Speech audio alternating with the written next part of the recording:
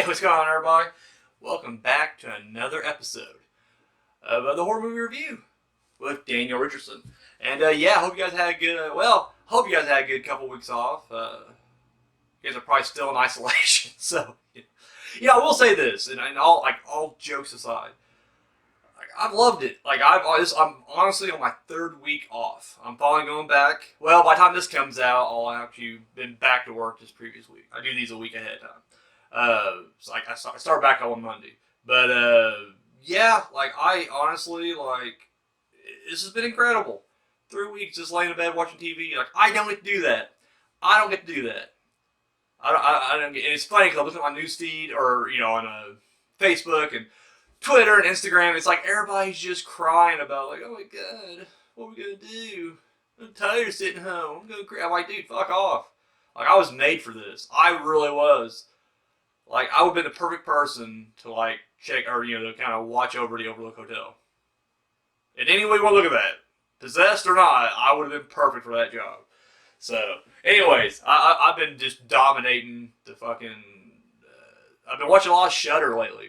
I bought Shudder about a month ago, 2 months ago, and was watching kind of intermittently. But now, since I've been down for 3 fucking weeks in a row, I've watched every episode so far of The Last Drive-In with Joe Bob Briggs.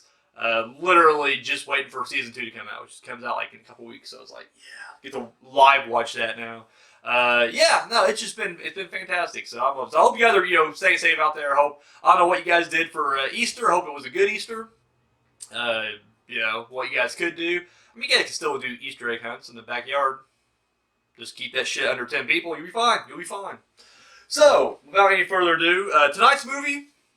Sorry, I just got done finishing eating lunch, so a little indigestion there. Tonight's movie we're going to be talking about is Cabin in the Woods. No, it's The Cabin in the Woods. There's a "the" in there, I'm pretty sure.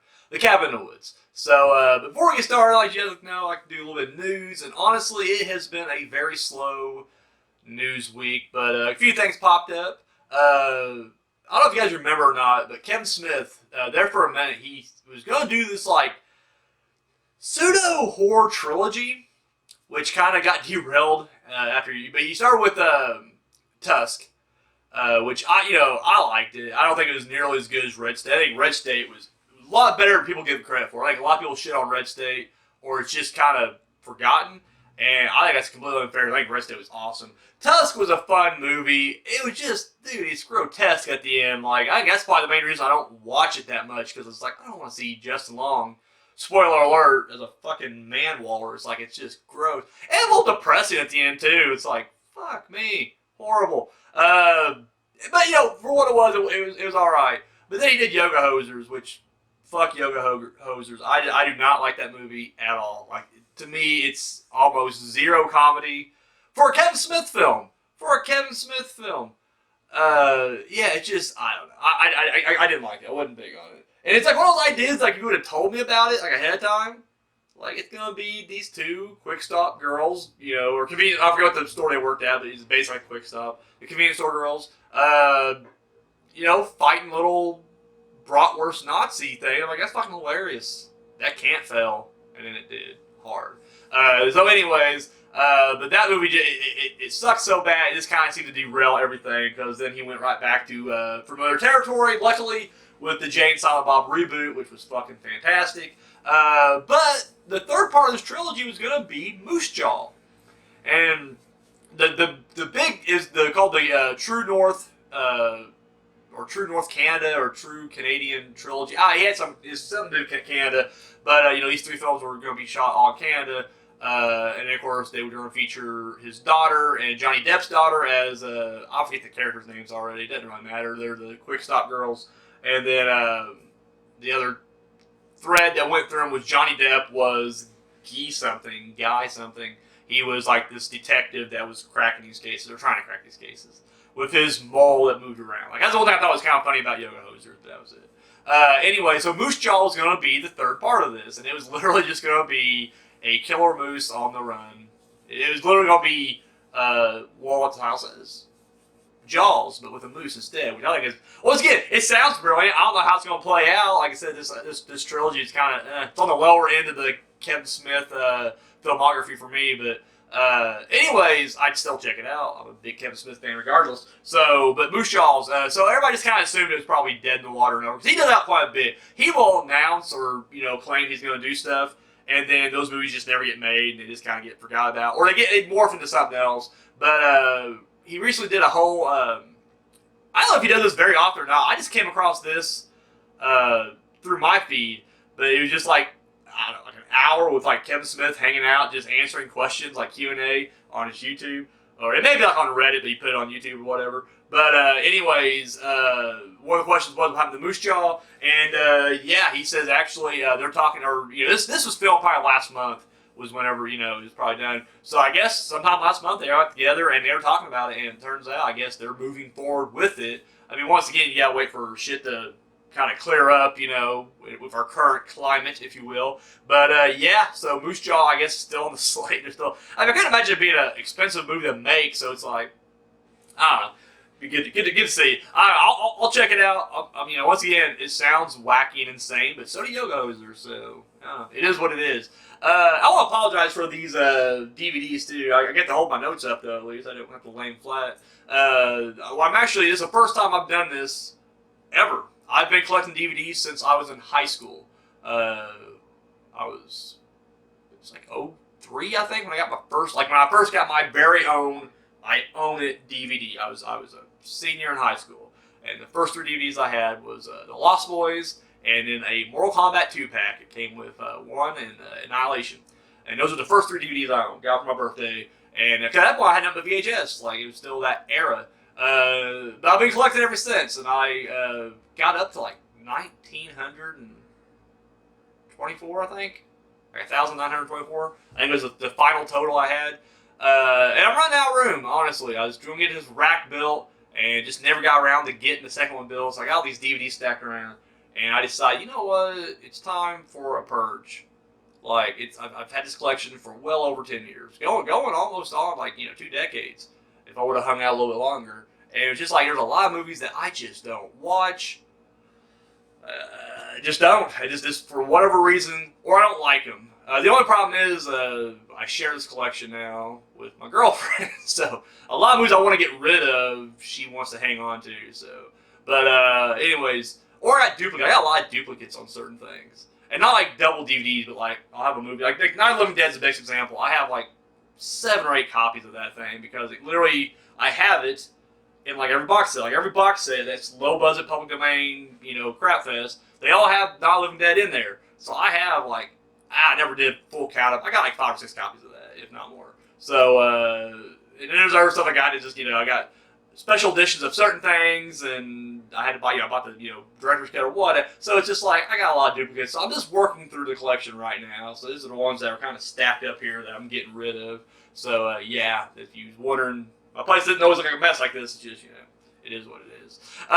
So as we're all just kind of bored and social media it up, I guess I shouldn't say bored. I've been pretty good. I'm just getting a chance to kind of bum it out for the first time in ever. So I've been hitting social media pretty hard the last 3 weeks, and came across this artist. His name is Daniel Bjork. I'm guessing dude's European, Scandinavian. Where else Bjork from? Doesn't matter. He's from over there. It's probably cold as shit. Anyways, I don't know, I think his online name is Kick Punch, or the website's kickpunch.se. If you want to know what I'm talking about. But he released a ton of artwork this past week. It was Disney characters, but mixed with horror, and so it's covers to horror movies, but with Disney characters. It's just great stuff. I won't go through every one of them for you, but he had I can't believe I'm blanking right now, literally. He had what was the fuck that family? Oh, the Aristocats, but it was Pet Cemetery. So we're going with this kind of thing. Is you take familiar stuff. I forget what the one for the Little Mermaid was, but she looked grotesque too. I don't know. Daniel Bjork, kickpunch.se, check it out. Some really funny stuff. Sorry, it's been a while since I looked at those pictures, and now I'm blanking on what they were. But there was 20 of them. They're all good stuff. So it was also announced this past week that apparently they're going to be doing a remake of The Others. The other was a 2001 film, I believe, Nicole Kidman, which I thought was fucking brilliant. It came out at the time like Sixth Sense was still kind of like on everybody's mind, and so the others had a big twist ending as well, but it didn't seem to like put anybody off. Like later on, it would become like cliched, like oh wow, they're a wacky twist ending, you know, whatever, and people just kind of went sour on it. But at that point, when it came out, it still was pretty impactful, and everybody seemed to really like it. Do we really need a remake to that though? Because I'm like, what are you gonna do? Just tell it straight up again? Like, excuse me, I'm gonna give a quick little drink here. Like, are you going to reboot this thing and put the same twist in? Because I mean, that's kind of the charm of the first one. Is when you rewatch it, obviously you already know, but like first time you watch it, you're like, holy shit, big twist. And I won't say anything if you haven't seen it. I won't be a dick. Check it out. My God, because it's recent enough where you should have seen it, but it's been long ago where I think maybe the next generation could have missed it possibly. So it's like, I don't know, maybe you haven't seen it. Check it out. But anyways, I just kind of feel like, are you going to do the exact same twist, the exact same storyline? Like, I don't know. It just seems like a movie that wasn't needing a remake. Why are you remaking this? Yes. Of course, with Corona still going strong, I mean, who knows when this thing will actually get remade, but, you know, it is what it is. And then, speaking of Corona, they pushed back, you know, the last Purge movie. It was supposed to, I guess the lucky thing was it finished production before Corona really hit, so I'm assuming now they got it cut together and it's ready to go, but they finally have the title for it, and it's called The Forever Purge, which, I'm not big on the title, but I don't give a fuck. I love The Purge, so I'll check it out, but The Forever Purge. It seems like an endless purge. Like, The Forever Purge should be the movie where, like, society completely breaks down and there is no longer a siren that goes off that tells you when to purge. Like, when they hit the purge button in the morning and it's like, purge is over, people still purge and they're like, fuck it, we don't give a shit. Murder, murder, now go after the rich people. And that's the Forever Purge in my mind. I think I mentioned this before when I mentioned they were doing another Purge movie, that I guess we're going to get away from the urban environment. They're going to try to take this, I guess, out in the country, I guess, more of a rural setting. Who knows? But I'm looking forward to it. Like I said, I haven't seen the TV series, which, that could be either way, I guess. I haven't really heard a whole lot about it either way. But the movies, I liked all four of them. The prequel, the trilogy. I thought they were all really good.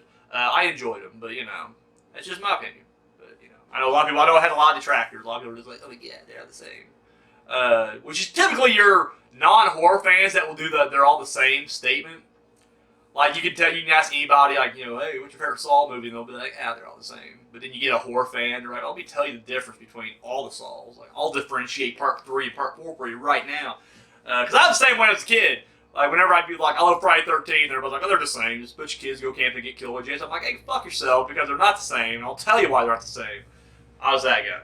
So anyways, and then we're all wrapping up, I guess, with a little bit of sad news. Now, that was kind of weird, though, that this was, I just read this on Bloody Disgusting yesterday. But I thought it was really weird that, like, I guess the death happened months ago. So, like, why it's just now being brought out, I don't know.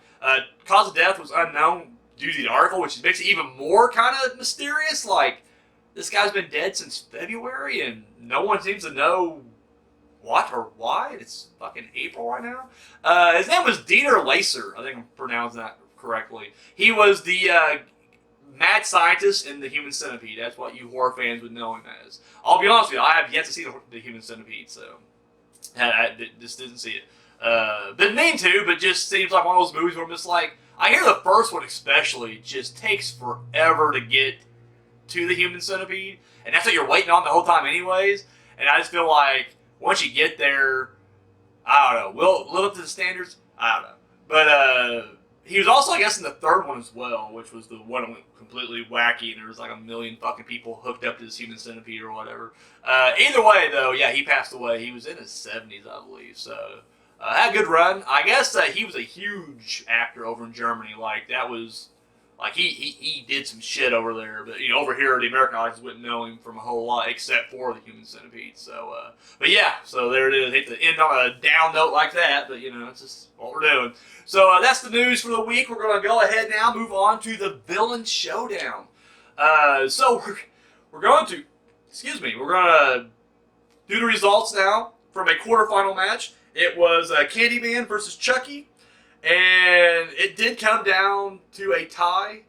I'm gonna go Candyman on this one.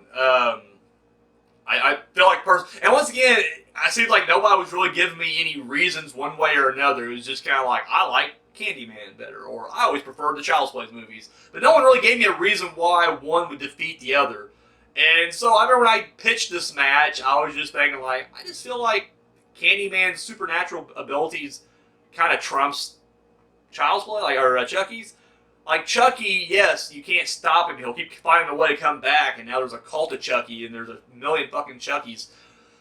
But at the same time, he can't be stopped temporarily, and that's all you need for a match. You just beat him temporarily, put him down, he'll come back for another match, but he's out this one. Whereas Candyman, you can't really beat him.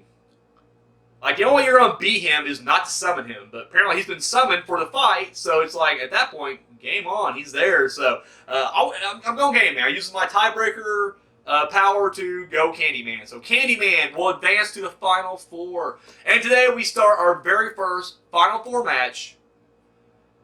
Semi-final match. Michael Myers versus Annie Wilkes. How Annie Wilkes made this far, what the fuck. But she's here. Of course, going through the lineup real quick. Michael Myers, from the Halloween series. Weapon of choice, the knife. Strengths, I guess depending on which franchise you're going, or which timeline you're going through. Sometimes he's supernatural, controlled by rocks. Sometimes he's just an old man who just likes to kill. Or sometimes he's Tyler fucking Maine.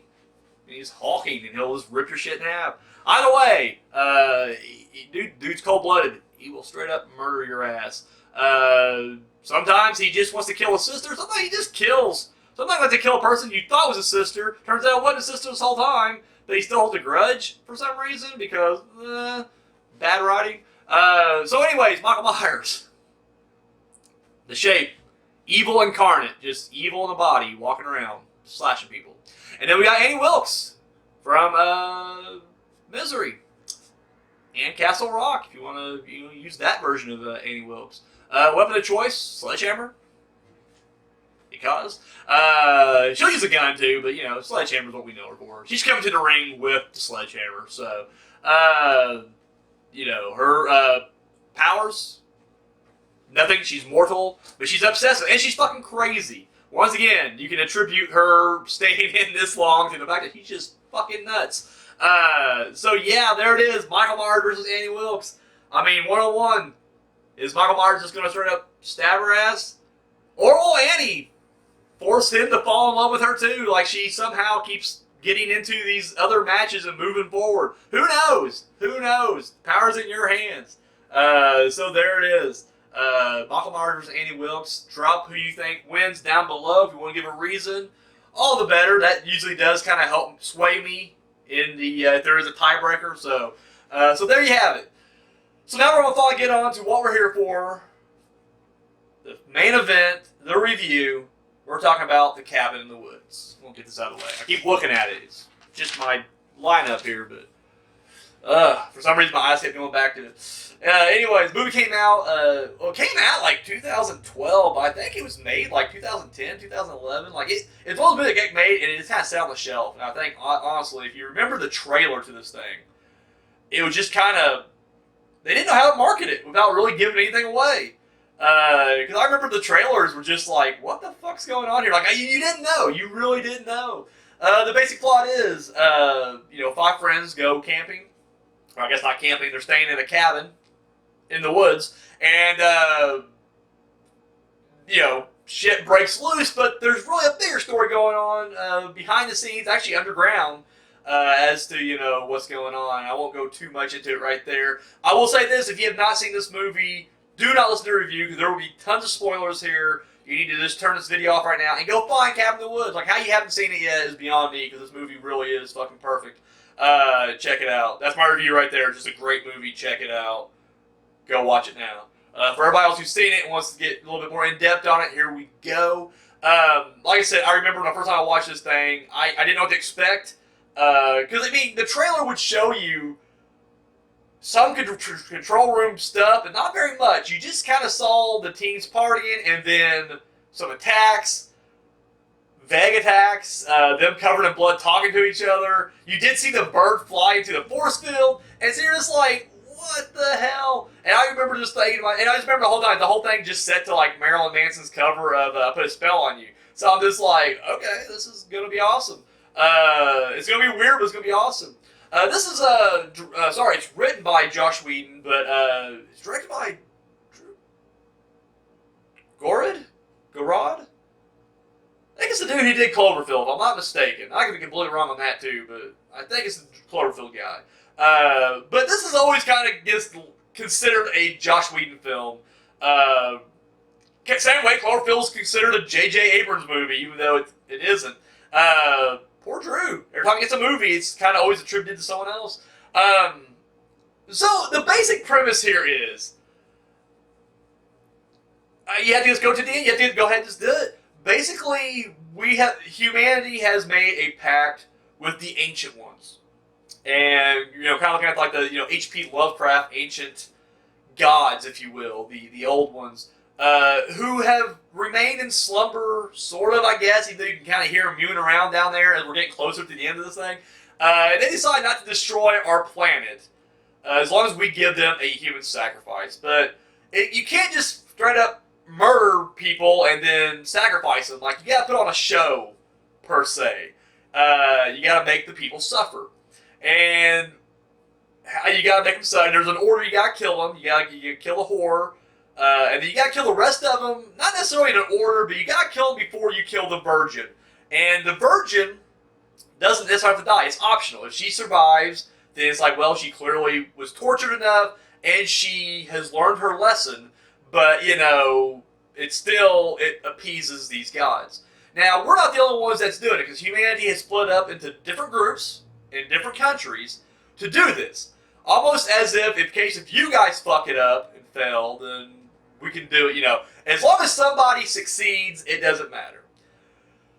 What was great about this is this whole ritual and setup, it's just the cliche horror movie, like standard tropes you see in horror films.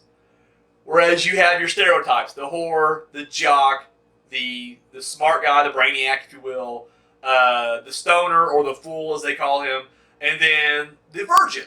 And how, when they get him ushered, they first bring him into the area. You find out later on that what it is they manipulated them into thinking they're going to this cabin. In fact, at the very end, it's funny because the whole time it was supposed to be Chris Hemsworth's cousin who had a cabin in the woods. And then at the end, the main girl's just like, I don't even think, he has a cousin. And it's just like, oh. And what it was is they were putting shit in them, like chemicals, and made them think, like, oh yeah, by the way, the one girl, the whore of the group, she ends up bleaching her hair, dyeing her hair blonde, and then they put the chemicals in there to kind of make her, more susceptible to, this stuff. And it's funny because when you first meet them, they're all they're just normal people. Like, even like Chris Hemsworth, who's clearly, he is a jock. Him and the other guy who's the brainiac, they're both like a part of the football team or whatever. But then he even kind of breaks that stereotype by, there's a scene where, like, the girl is, the main girl is going to be bringing her books along, and he's like, don't even bother with those. And you're thinking, like, okay, typical jock stuff. He's like, no, don't bring those. Bring these books instead because, this will impress your, professor even more. Like, he's intelligent as well. So it's like, right off the bat, they're throwing all those stereotypes out the window. The main girl, isn't a virgin, which we find out later that, they let the standards kind of slide a little bit because these are modern times, and unfortunately, it's not like it was back in the old days, I guess. So, finding the virgins is kind of harder to do nowadays. So anyways, they wrestle them all together, but when they first get to this area, they end up first talking to the Harbinger of Doom. Now, this is a character that we've seen in a lot of movies. Some famous ones would include Ralph, Crazy Ralph, from the Friday 13th series. The gas station attendant in the Hills Have Eyes. It's that character who literally tells you, like, don't do what you're going to do because you will die. And in all those movies, people ignore that person, go to party anyways, and then we all know what happens. And so, boom, they ignore him, and they go right in there, but he's a part of this setup as well, because once again, this is all part of the ritual. You know, these people have to do it, in a sense, by free will. I don't know what you call them, the organization, I guess, that's pushing this forward, they are pulling strings as much as they can. They are trying to tip the scales in their favor, but you can only do so much. It does have to rely on free will. So they can kind of get them to the dance, but then they have to choose to ignore the warnings. They have to almost decide how it is they're going to die. Because when they get to the cabin, that's when you first find out that once they enter this tunnel, they're in this giant, I guess, playing field, and there's a big force field. A bird flies and whacks right into this thing, and it's just like, holy shit, what's going on here? So when they get there and they're partying, they also are kind of acting a little bit more like their stereotypes. To the point where literally Chris Hemsworth now is acting like an alpha jock, whereas the other jock, who's also a fucking jock, is now almost acting like the nerdy nice guy. You know, he's literally, and I'm not saying he wasn't a nice guy to begin with, but he definitely is like taking Chris Hemsworth's like bad mouthing like on the chin. Like, you know, he wouldn't be doing that typically. And of course, the girl who's the virgin, even though she is the nice girl, the main girl, she at one point when she's kissing the Brainiac, she's just like, I've never done this before. And then she had to stop herself like, well, that's not true. I've definitely done this before. It just kind of throws her off, you know. And then the other girl, the whore of the group, once again, not a whore, but definitely acting more whorish now, you know. The only person who's not acting any different is the stoner. And then you find out later, and I'm just, once again, we've all seen the movie, hopefully at this point, he's smoking the weed. Something in the weed is counteracting the gas that they're pumping in there and everything else. When they go down the basement, it's great because there's so many things that can trigger what monsters are going to be brought forward. My big question always was, because this movie is a movie that if you haven't seen it, it's great the first time you watch it, but this movie demands that you watch it multiple times because you will catch so much stuff that you missed initially, and it's just great. And the basement's one of those things where you can see all these things, these artifacts, these different tools that could summon whatever, and then later on when you see all these monsters released, you're like, oh shit, that probably was connected to this, and it's just neat to kind of, you know, see it like that. But my thing was always like, okay, so when you get all the kids down there, and they're all attracted to one thing or another. You know, at one point, Chris Hemsworth, he has this seashell that he's going to blow into, which was going to summon the merman, which, to Bradley Whitford's disappointment, does not happen, which we'll get to that whole thing later on. But, you know, but he puts it down, and he sees this ball. The ball is this little orb, but clearly it's a takeoff of the fucking, the configuration, what's it, Lamont configuration? Well, the fucking Pinhead box from Hellraiser. And in fact, later on, you see the person that belongs to the orb, and it was clearly a Pinhead, you know, takeoff. But you see him pick that up, and he's fucking messing with it, hitting the buttons on it and turning shit. At the same time, the main girl picks up the diary, which would eventually be what summons everything. One guy is looking at this music box. Another person, a girl picks up this, the necklace that was on this, like, mannequin. That had a bridal thing on it, which we see a ghost later on that was kind of bride-like, and I wonder if that's part of what that went to, but either way. And then the stoner sees these film reels.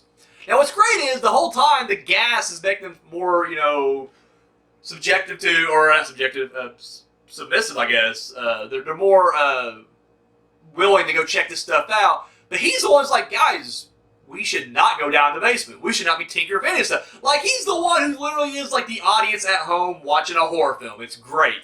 And so the fact that he's constantly telling like, don't do this, but you know, he's like the film reels, and at one point you can see like a Japanese girl, like the Samara, I guess she's not Japanese, we never see her face, but you know, the J-horror type villain with the long hair, dead girl look, and they wonder if that was going to be from the films, possibly, because it came out, or even the two dead kids that had the creepy mask on. That could have been it. Either way.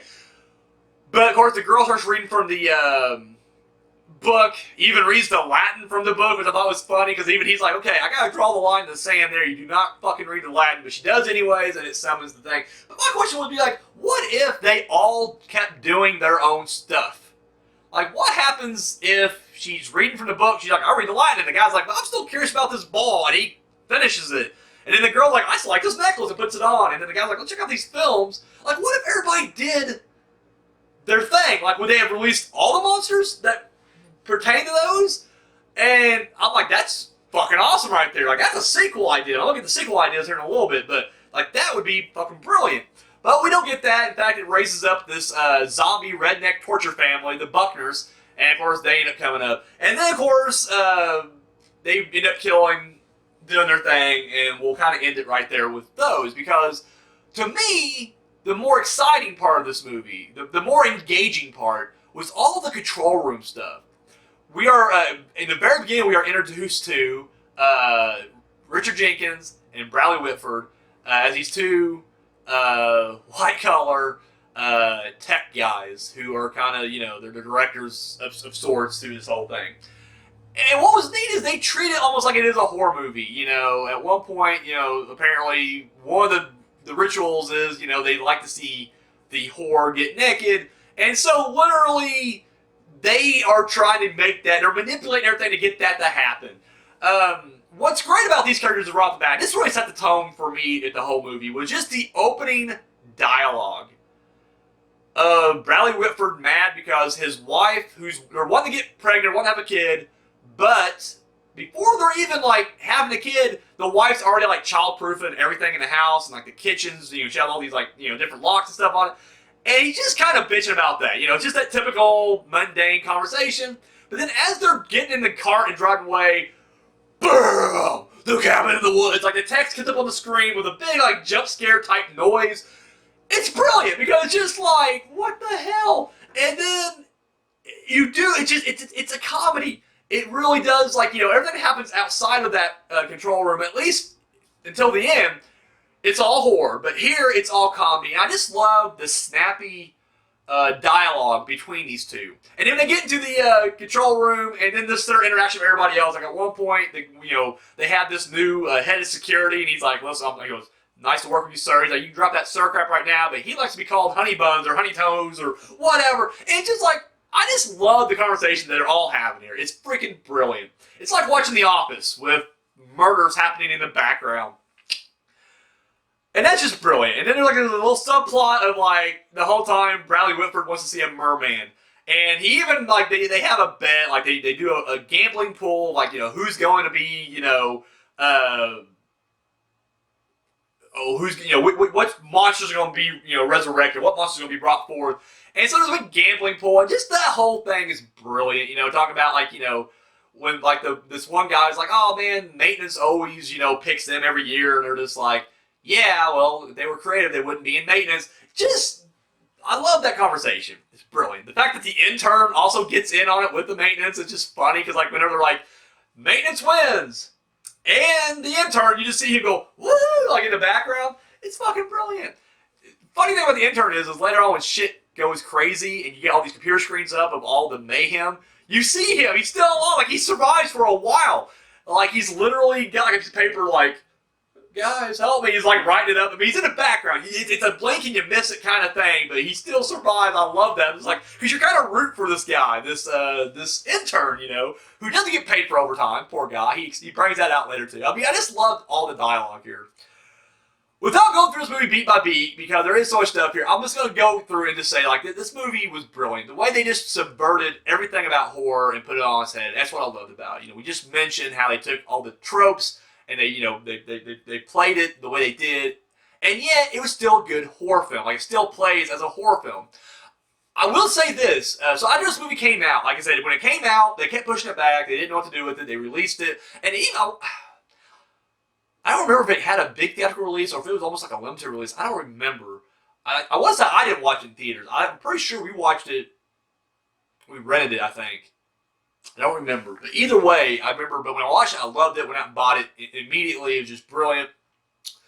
But it's just funny because it just kind of came and went. and it just seemed like no one was really talking about it. Like, the ones who did see it, they loved it. But it seemed like it took 2 or 3 years before people started going like, that's a brilliant movie, like, that's a classic, like, that's awesome. And then they were talking about wanting to do a sequel. Now, it never happened, because here we are, 2020. It's been released now for, well, wide release, been, out for over 8 years.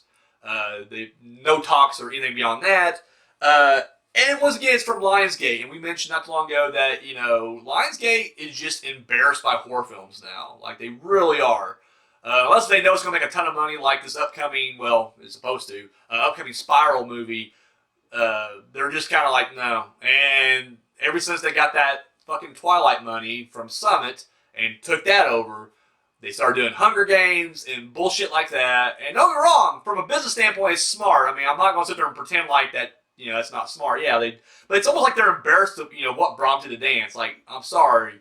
You can still embrace the love of horror, but it's almost like, they're like Paramount. Like, Paramount was always kind of embarrassed that Friday the 13th was successful, and they just, they didn't like that. They love the money. They'll take the money and spend the money, but they don't like it when it's like, oh, you guys think we're the house that doesn't know. And so the fact that, like, I think I mentioned before, I can't remember what it was, it's been a few weeks ago, but when I talked about how My Blade Valentine's supposed to get a sequel, and the insider sources said that they're pretty sure that they just put a kibosh, even though the first one made over $100-something million. They're just like, we don't need a sequel. We don't do horror anymore. I feel like that's probably where this movie falls under as well. But I remember they kept saying it's going to do a sequel, and I was just like, what can you do? Because the way this movie ends is pretty clear. It's just like, no, there's no sequel. At that point, it's a different movie altogether. Just like people literally, I guess, being killed by the gods, like these giant titans, like Attack on Titan. I guess this may be a prequel to Attack on Titan. Who knows? But literally, that's kind of the concept. But I always thought, like, you could always do a ton of fucking prequels. I, for one, and I hate the fact that it's been like 8 years and Richard Jenkins is probably old as shit now, but I would have loved to have just seen an entire movie, a comedy, just take place in the control room with Bradley Whitford and Richard Jenkins at the helm, like they're the lead, and then just all these other side characters that kind of filter in and out while this shit's going on in the background. I just feel like that would be great. I love the idea of that. Because to me, that is where my heart for this movie lies. Like, whenever we're in the control room, that's where I'm at. It's brilliant. We also get a glimpse at other countries that have failed. That's where the movie kind of goes crazy, is it comes down to just Japan and America. They're the only two that's left. And we actually get to see the Japanese part. And, of course, it's like every J-horror film you've seen. And it even has a wacky ending when these kids, band together and say some kind of chant, some kind of ritualistic chant, turn the Samara type, or Sudoku, I guess, type ghost into a frog, a happy frog. It's insane. But I would have loved to have seen more of the other people or other cultures, because that's one thing that I think is great about horror. And this is something that this movie's kind of making a statement on, is that, like, every region's different. Not every horror film's the same. Like, an American horror film is vastly different than an Asian horror film. And the same with, like, British or, European. I mean, they're all from different regions, and they all bring something different to the table. And I would have loved to have seen other takes on this. I'm not saying you had to do a whole Japanese horror film, Battle Cabin in the Woods, but you could have done a movie where it could have been like an anthology, maybe. Just like, well, we're going to check in and see how the Swedes are doing, or, just see like a Norwegian horror film for a little bit. I just feel like that would have been, that's a missed opportunity right there. That could have been another prequel idea. Just an anthology of the night that the rituals take place of Cabin in the Woods. And then you literally just see everybody's, how they're trying to defend the world, in the end. Another idea I always thought would be really good for this, not just another prequel or whatever. Because, I mean, in the end, you can always just do a prequel, which would be the same kind of thing, but I guess you can always introduce a new character, a new monster that's killing the kids in the woods. But I feel like, you know how it's going to end, because it was a prequel, clearly. Even if it, fails, I guess, it doesn't matter, because, clearly someone else will do it. But, you can always do, like, these combinations of, like, what if they went ahead and they, 3 kids, activated 3 different devices, and they're like, fuck it, triple feature, and they throw 3 different monsters out. Like, that would just be insane. Like I said, I feel like there's so much you could do with this movie as far as prequels or other, type spin-offs or whatever. But unfortunately, I don't think we'll ever get it. And unless if Josh Whedon's writing it, I don't know if I'd want it or not. Because, I mean, once again, I think he really is what's keeping this movie great. Like, it's just his dialogue, his story structure, like all that together is what makes this movie just fucking fantastic. I have a friend of mine. Well, he's in our movies. He's actually a director. He's in a band. Josh Cheney. He has a theory which I love because he's one of these guys that always looks at movies in a totally different perspective from everybody else. But he always said that in his mind, he believes that this movie and the Texas Chainsaw Massacre: The Next Generation are in the same universe. Because if you remember, at the end of that movie, there's this wacky, like, shadowy syndicate that's also pulling strings to evoke fear from people. And he's like, that was clearly a prequel to Cabin in the Woods. And I was like, but you know what's great is you can literally use Cabin in the Woods to pretty much house every horror film ever made. Like, literally, going back as far as you want. You can go back to the old silent black and white movies and still be like, no, there was people at work there behind the scenes trying to kill people, you know, trying to make sure these rituals go off without a hitch. So anyway, I'm sorry. At this point now, I'm just going to the fan theory. Final review. I love this movie. If you have not seen this movie, shame on you. Check this out. Once again, it's a different kind of a horror film. And I think that may be the reason why some people just didn't watch it. Because if you saw the trailer only, you'd be like, well, I don't know what this is. This looks weird. I don't want to see it. The fact that it really got no, like, mainstream play. Like, nobody talks about this movie. It's just your film nerds and your horror fans, like hardcore horror fans, that really talk about this movie. But this is a movie I noticed that even, like, non-horror people like. Maybe it's the Josh Whedon connection. I don't know. But, like, I got friends who aren't even horror people that love this movie. So it's like, this is just a great all-around flick. This is an instant classic. Definitely check it out. And let me know what you guys think in the comment section down below. If you guys got your own theories of, you know, this movie take place in other universes with other horror films, or what kind of, if you were going to do a sequel, what would you like to see? Is this a prequel to Attack on Titan? I didn't even think about that until I just watched this. I love the idea. I will say one thing that's funny too is, I gotta give the cast a lot of props to, but the guy, the stoner guy, I forget his name already. Like, his name's like Fran Franz. He has a weird name like that. But like, I thought he nailed this, and it's just kind of funny too because I don't know. I felt weird in this movie because I kept flip flopping on who I was rooting for because the whole, like, these kids are all likable. It is one of those few movies, like, I'm like a slasher movie where you're just like, oh, fuck those kids. Like, I don't like any of them, or I wouldn't like the main person. Typically you're rooting for the kids to die. Here, like, they set the kids pretty nicely. They all seem pretty normal. You like the kids. But then you really, I like Richard Jenkins and Bradley Whitford more, so then I'm rooting for those people. And now I'm just like, well, now I hope the kids die, because now we gotta make sure that they, I want to make sure that, humanity stays the same. But then by the end, it's like, when they're like, well, you have to kill the stoner now, and like, she puts a gun on, I'm like, holy shit, like, can I put myself in that situation? I'm not the stoner, but I would definitely be the fool in my group. I would love to think I could be the smart guy. I'd be the fool. I'd be that guy. And it's like, put myself in issues, I'm like, fuck, she's gonna try to kill me to save humanity. That's fucked up. I don't give a shit. If I'm dying, I'm taking everybody out with me, so like, fuck it. I'm surviving, and I'm gonna bring down humanity myself. So it's like, then I start switching I'm like, no, I'm on the kids' side. I want them to survive, even though they're clearly gonna die after the ancient ones rise up. Which they do. Giant hand comes out and smashes down and everything. But in my head, even though that hand's massive, like, it comes out, like the cabin surrounds the hand, so clearly it's like that underground facility was so much bigger. So, I can't imagine that everybody's down there is dead. I like to think, in my mind, that there's a group, including the intern, of people who survive. They're trapped, and they're in a bad way. They probably won't get out alive anyways with the other monsters, but they survive past the credits at least. And I would like to see how they get out of that. I think that'd be an interesting movie or whatever. But anyways, enough of that. But I just love how, like, the narrative switches so much. At least for me personally, as I'm watching it. Like, at one point I'm on the side of the syndicate, and the other time I'm like, well, no, now I'm on the kid's side. So it was just, I rarely do that with movies. So it's like, the fact that I did it was just like, yeah, I like that. So, I don't know. Let me know what you guys think in the comment section down below. That's all I got. Guys, thank you for watching. Keep yourself safe, and yeah, until next time.